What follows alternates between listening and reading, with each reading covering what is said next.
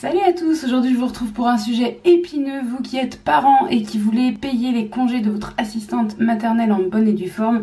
Peut-être que vous êtes un peu perdu, donc je vais essayer de faire un peu de clarté, mais je ne parlerai pas bien sûr de tous les cas de figure possibles, déjà parce qu'il y en a beaucoup, et ensuite parce que j'aime pas parler des choses que je connais pas très bien, donc je vais rester plutôt sur le cas de figure que je connais moi vraiment bien, à la fois en tant que parent employeur et en tant qu'assistante maternelle, j'ai procédé comme ça, donc c'est le seul que je maîtrise absolument. Les autres, je vais juste les citer et je commence par citer le cas de figure de l'année complète que moi j'ai jamais pratiqué mais qui est quand même assez simple à comprendre.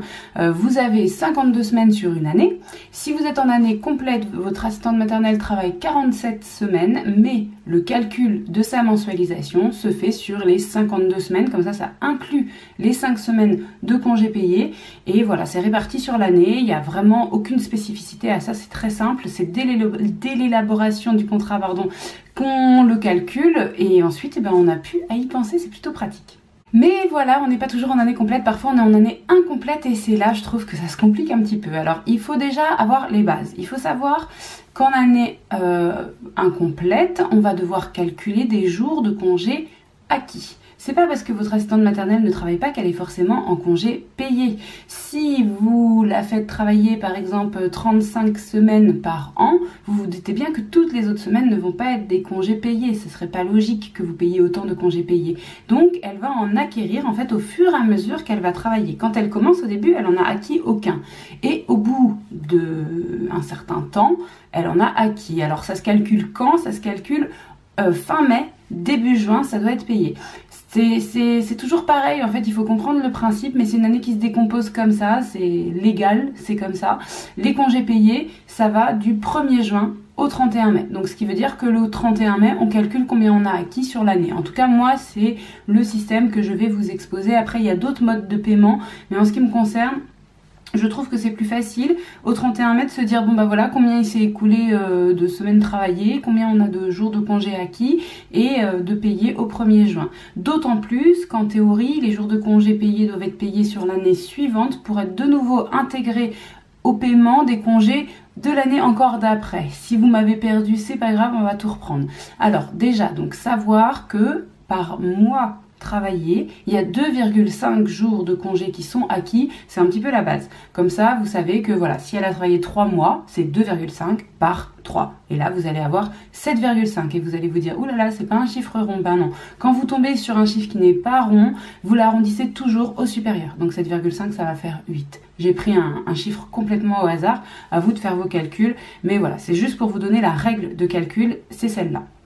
Alors, donc on a les jours de congé acquis, on a aussi la mensualisation de notre assistante maternelle, si elle est mensualisée, on connaît sa mensualisation. Et puis, on peut éventuellement aussi calculer les heures supplémentaires, surtout si elle en a fait beaucoup. Dans certains contrats, il y a énormément d'heures supplémentaires et vous allez voir, ça va être important pour la suite des calculs. Puis, dernière petite chose à savoir avant de démarrer les calculs en eux-mêmes, c'est que si votre assistante maternelle a des enfants de moins de 15 ans, elle a ce qu'on appelle des jours de congé enfants à charge et donc 2 par enfant. Il va falloir rajouter ça aux jours de congé acquis.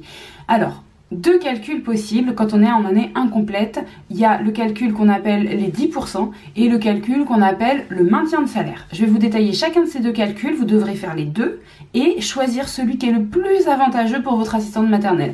Je ne sais pas pourquoi ils ont établi ce principe, ça vient pas de moi, mais c'est comme ça que ça marche. Les 10% c'est facile, on commence par le plus facile, comme ça vous ne me perdez pas.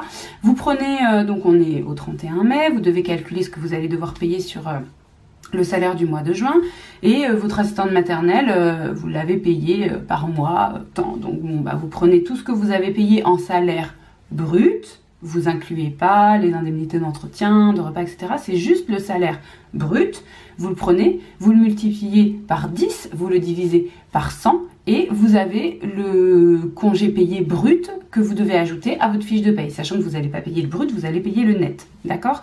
Donc ça, c'est le premier calcul possible. Le deuxième calcul est un petit peu plus compliqué, mais avant d'y passer, je vous spécifie juste que quand on a fait ça, là, les 10%, on n'a pas inclus les jours de congé acquis avec des enfants à charge. Dans ce cas particulier des enfants à charge, vous allez devoir en plus rajouter un deuxième calcul qui se basera sur ce deuxième calcul là que je vais vous expliquer. D'accord? Donc quand il y a 10%, et ben parfois c'est pas aussi simple que ça. Il y a 10% mais plus un autre mode de calcul que je vous donne maintenant, le mode de calcul du maintien de salaire. Donc le mode de calcul du maintien de salaire. On prend la mensualisation de notre assistante maternelle, en espérant qu'il y en ait une, mais on la prend.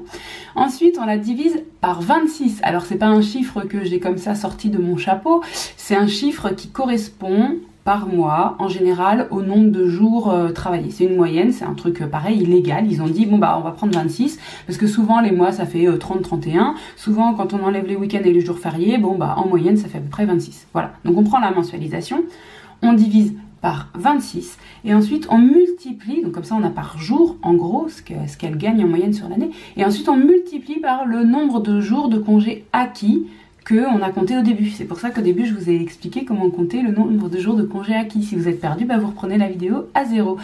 Et ce nombre de jours de congés acquis, là dans ce calcul là, vous pouvez l'additionner avec les nombres de jours d'enfants à charge dont je vous ai parlé tout à l'heure. C'est beaucoup plus simple, on peut les intégrer dans ce calcul. Et puis après, bah, vous avez votre résultat.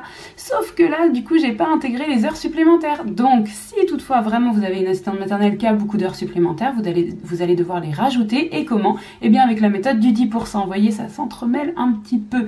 Donc, si vous avez des heures supplémentaires, vous ajoutez à la somme que vous venez de trouver plus 10% des heures supplémentaires, toujours en brut. Tous ces calculs-là, c'est en brut. La mensualisation, c'était en brut.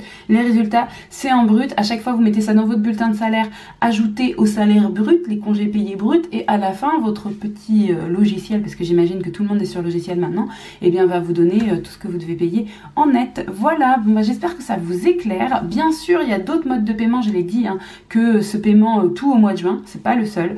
Mais perso, je trouve que c'est le plus facile. Donc, ben voilà, c'est celui que je vous explique aujourd'hui. Si ça vous aide, vous n'oubliez pas de me mettre un petit pouce j'aime. Si vous avez des questions, des remarques, n'importe, ça se passe juste en dessous en commentaire. Et moi, je vous retrouve la semaine prochaine, lundi, dans une prochaine vidéo.